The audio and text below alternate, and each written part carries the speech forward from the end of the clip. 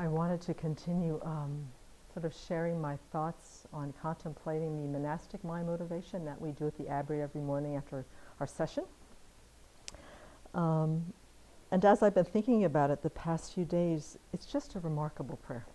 That's all I can say.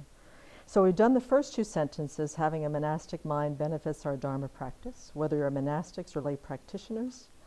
A monastic mind is one that is humble, imbued with the Buddhist worldview, dedicated to cultivating mindfulness, clear knowing, love, compassion, wisdom, and other good qualities.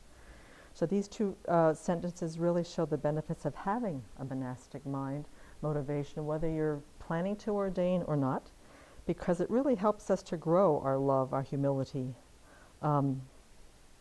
It's like food for those good qualities to be nourished by this motivation.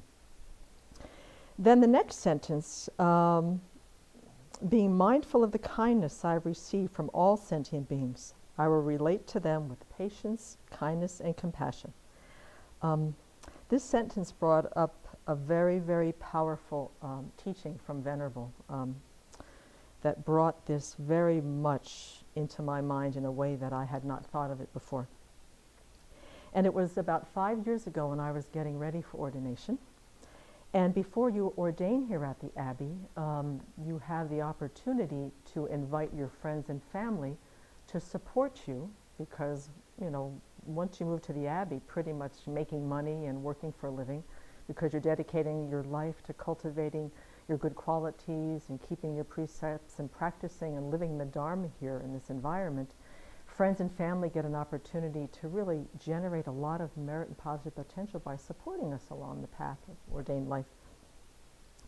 And so I had a lot of anxiety around this because my family and friend circle was quite small, and my ego kind of went ballistic on me because it had perceived that I had lived my whole life as an independent, self-sufficient woman since I was 18, and now I was going to be giving this up and having to depend on others for my requisites, my clothing, my shelter, my medicine, and my food. So it was just not happy with this thought.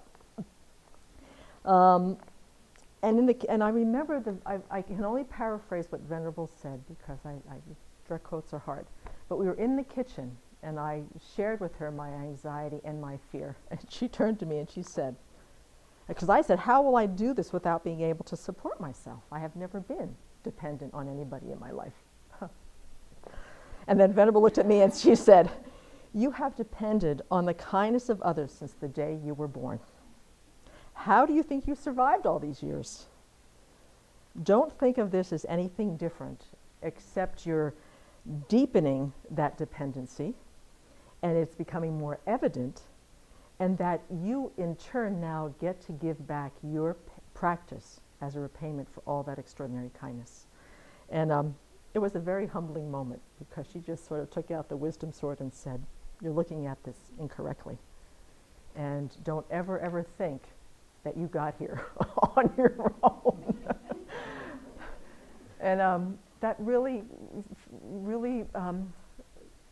well, first of all, it helped me to relax, you know, and it also gave me the opportunity to just learn how to develop trust in what I was doing, trust in my teacher's wisdom, and faith that if I practice and wear these robes with sincerity and hold my precepts well, that I will be supported in whatever way that is. I mean, it's not just money, it's support on so many different levels. So I was really, a few days later, I was just able to just relax my mind and understand, and over the years, deepening the understanding of what Venerable was trying to say to me on that day.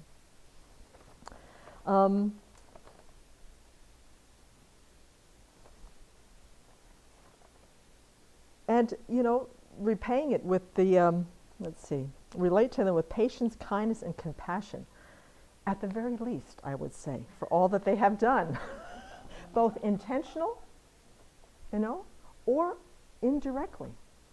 And so it's not just the small scope of my friends and family and my Dharma friends, but it is all sentient beings who not only this life, but in countless previous lives, that have helped me to bring my life to this point where I could make this kind of decision.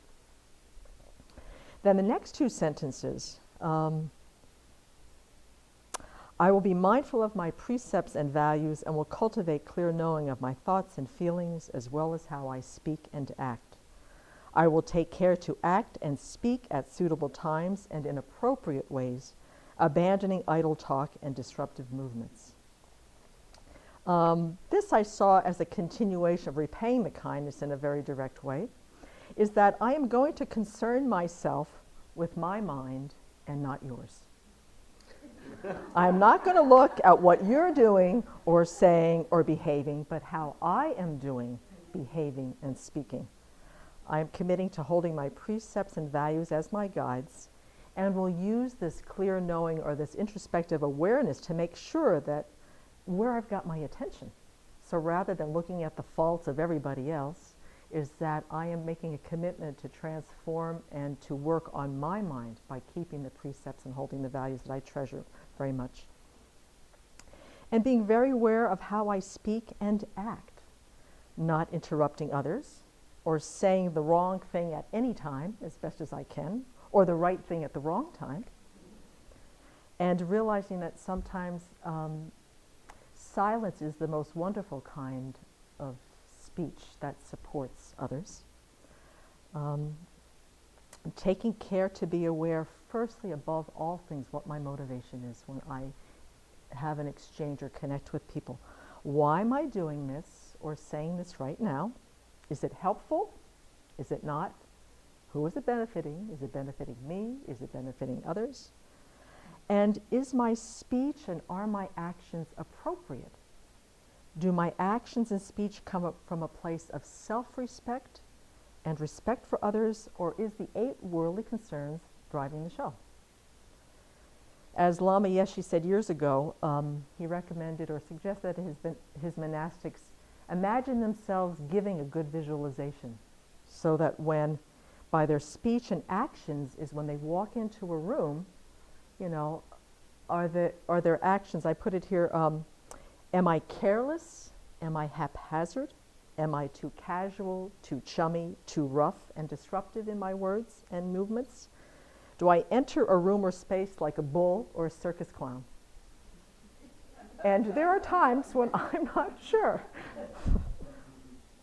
But very much about, when it says about disruptive movements, acting in appropriate ways, abandoning idle talk, so much about what I commit to sort of embody is, this incredible life, and to be able to somehow, some way be able to be an example of it and to be an inspiration rather than causing any type of concern or doubt or confusion in the minds of others. And then the last, we have 2 more sentences, and I'll just end with the second to the last. With respect for others and confidence in my good qualities, I will be humble and easy for others to speak to. So do I see each opportunity to connect with someone as rare and precious, so that I am humble and in a sincere and an easy and a relaxed way? Am I approachable, or am I so full of myself that no one feels comfortable coming up to speak to me? Do I smile? Do I bow to them? Do I greet them with kindness and friendliness? These are the questions that this motivation reminds me of asking myself when I go into any space, whether it's coming into community in the morning or going down to share the Dharma in Spokane or Coeur d'Alene, traveling on a plane. If I can remember, how am I in relationship to other sentient beings? How, because I want to embody this monastic mind that has the determination to be free, that wants to become a Buddha as quickly as possible so that I can truly benefit others, and to do it with the level of wisdom and skillful means that makes it possible for me to make these deep-hearted connections that I want to make so much. So, this is a really powerful motivation. So I will finish up with the last sentence in the next time.